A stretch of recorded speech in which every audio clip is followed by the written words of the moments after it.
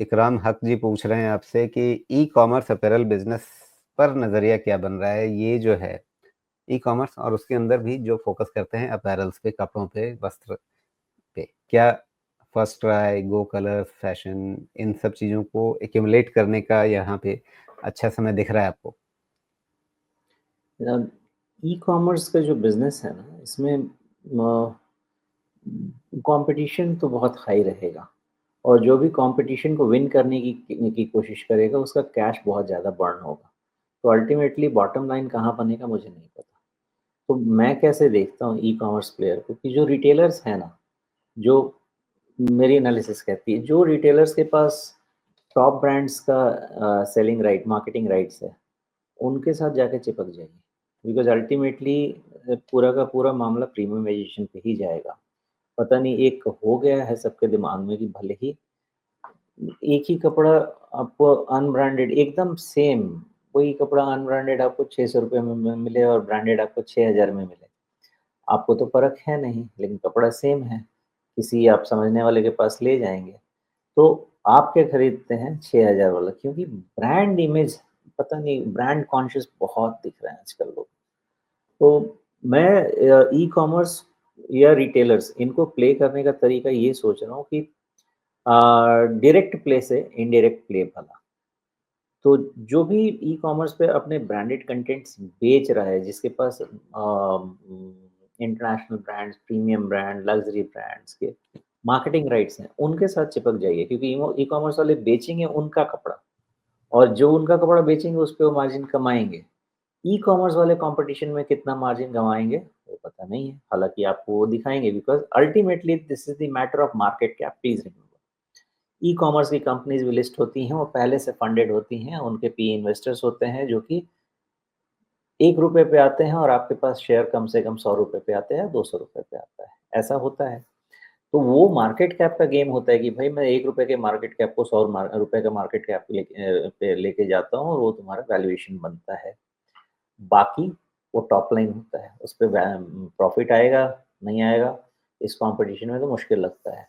इसलिए मेरा अपना बिलीफ है कि मैं डायरेक्ट ई-कॉमर्स के में जाने के बजाय अगर मैं उनके सेलर्स के पास चला जाऊँ और उसको अगर मैं प्रीमियमाइज़ेशन एज़ अ थीम पे बिल्ड करूँ, तो मुझे ज़्यादा सीएजीआर मिलेगा in long term, that's my belief. जी, लेकिन सुमेश, कई बार ये भी होता है, मतलब जो इस तरह के प्लेटफ़ॉर्म्स बन रहे हैं गो फैशन या फर्स्ट क्राई वगैरह के, उन सब से अलग मतलब जो अमेज़न, फ्लिपकार्ट जैसे प्लेटफ़ॉर्म्स पे जो ज़्यादा फ़ोकस करते हैं, उनके पास तो मतलब मार्जिन ही मुश्किल है, क्योंकि वहाँ पर सारे कुछ तो आपके फ़ीस, एडवर्टाइज़िंग इन्हीं सब में निकल जाता है। करेक्ट है राजू जी, लेकिन MBOs will be more successful than EBOs. जो मल्टी ब्रांड आउटलेट्स हैं, ऑप्शंस का मामला है ना। अब ये तो व्हीकल तो है नहीं ना कि आप एक ब्रांड एक जगह देखने जाएँगे, दूसरी ब्रांड देखने जाएँ। हालाँकि लैंडमार्क कार्स आप देखें तो आप सारे ब्रांड एक जगह जाके देखें, सब कुछ आपके डिस्प्ले में है।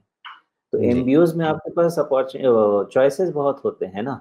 ईबीओज़ में आप घुसते हैं तो देखिए टाइम एंड एफर्ट लगता है। एक बारी शॉपिंग के लिए निकल जाइए, 4 घंटा कब निकल जाता है, थकान होके कब खत्म हो जाती है, पता नहीं चलता है। और इसीलिए आप देखेंगे कि जो भी है आज की तारीख में जितने भी रिटेलर्स हैं, कोई भी शॉप्स हैं, ईबीओज़ हैं, एमबीओज़ हों, वो बाजू में खाने का सामान ज़रूर रखेंगे, रेस्टोरेंट ज़रूर रखेंगे। चाहे वो रेस्टोरेंट ब्रांड्स हो, केएफसी हो, जो भी हो, वो रखेंगे क्योंकि उनको पता है कि हमारा कपड़ा खरीदे ना खरीदो, खाना खा के हमको पैसा दे के जाएँगे। ये बहुत सोची-समझी चीज़ है।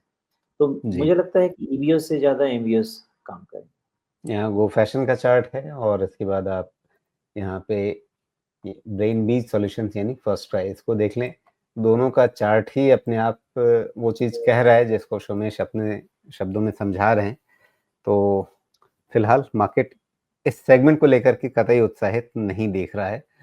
तो ये मैं ये बात तो भी यहाँ बता दूँ इस कि जी, मैंने जी। ऐसा मैंने अपना विचार कब बदला मतलब मेरा हृदय परिवर्तन कब हुआ ये भी बता दूँ मैं आपको। मैं ना बहुत समय से वो मफ़्टी क्रेडो ब्रांड्स बहुत समय से उसको ट्रैक करने की कोशिश कर रहा हूँ। मैं उनके आउटलेट में जाके देखता हूँ, तो एकदम चमकती हुई चीज़ें आपको दिखेंगी, फ़ैशन है, सब कुछ है। लेकिन जी, फिर भी नहीं चल रहा है। सेल्स जिस हिसाब से बढ़ने चाहिए नहीं बढ़ रहे हैं, स्टोर्स पे स्टोर्स बढ़ाए जा रहे हैं, नहीं बढ़ रहे हैं। मुझे इसी चीज़ का डाउट लग रहा है कि ईबीओज़ का सेलेबिलिटी मतलब उनकी जो मार्केटिंग एबिलिटीज़ रहेगी वो बहुत लिमिटेड रहेगी बिकॉज़ आपके पास लिमिटेड चॉइस रहेंगे।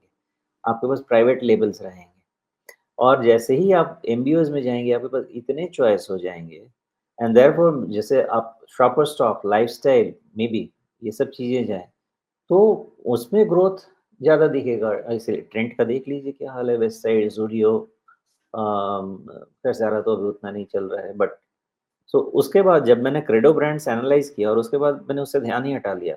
जो समझ नहीं आ रहा कि क्यों लिया जाए। तो इसलिए मैं ईबीओज़ से ज़्यादा एमबीओज़ पे मैंने मेरा फ़ोकस है। जी। मल्टी ब्रांड आउटलेट मतलब एक ही दुकान में जहाँ आपको कई सारे ब्रांड मिल रहे हैं, वो ज़्यादा चलेंगे, ये बात एक साफ तौर पे ट्रेंड के रूप में उभर रही है।